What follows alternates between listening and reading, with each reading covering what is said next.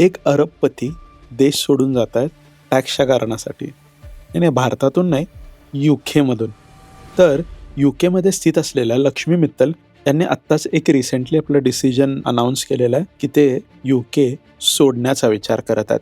तर काय प्रकरण आहे थोडंसं समजून घेऊया. तर लक्ष्मी मित्तल यांचा तसा घरचा कौटुंबिक व्यवसायच होता स्टीलचा. आणि ते जेव्हा या स्टील बिझनेसमध्ये आले तेव्हा त्यांनी एक नवीन स्ट्रॅटेजी अपनावायला सुरुवात केली की या सेक्टरमध्ये प्रोडक्शन कॅपॅसिटीला जास्त महत्त्व आहे. तर डेड झालेल्या स्टील कंपन्या त्यांनी उचलायला सुरू केल्या आणि त्यांना टर्न अराउंड करायला सुरू केलं, जिथे प्रोडक्शन मोठ्या प्रमाणात होऊ शकेल.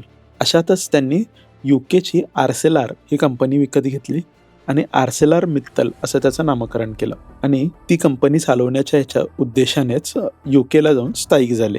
आर्सेलर मित्तल आज जगातली दुसरी सगळ्यात मोठी स्टील मॅन्युफॅक्चरर आहे.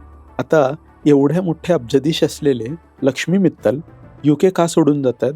तर UKनं एक नवीन कर आणलेला आहे. नवीन म्हणण्यापेक्षा एक जुना कर होता, त्यामध्ये काही बदल केलेले आहेत, ज्याला तिथे ते इनहेरिटन्स टॅक्स म्हणतात. म्हणजे वारसा हक्काने ज्या काही गोष्टी तुम्हाला मिळतात त्याच्यावरती तुम्हाला 40% टॅक्स भरावा लागतो.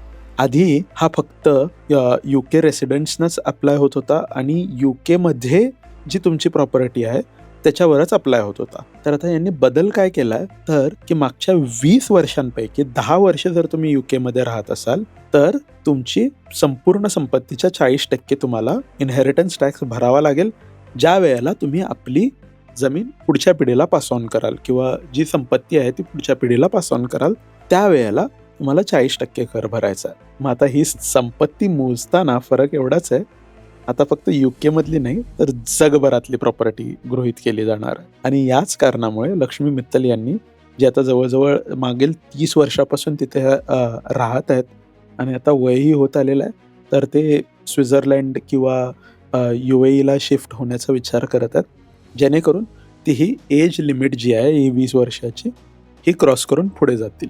तर तुम्हाला काय वाटतं या निर्णयाबद्दल कमेंटमध्ये नक्की सांगा. शिवाय असा काही टॅक्स भारतातही लावला पाहिजे का तेही सांगा.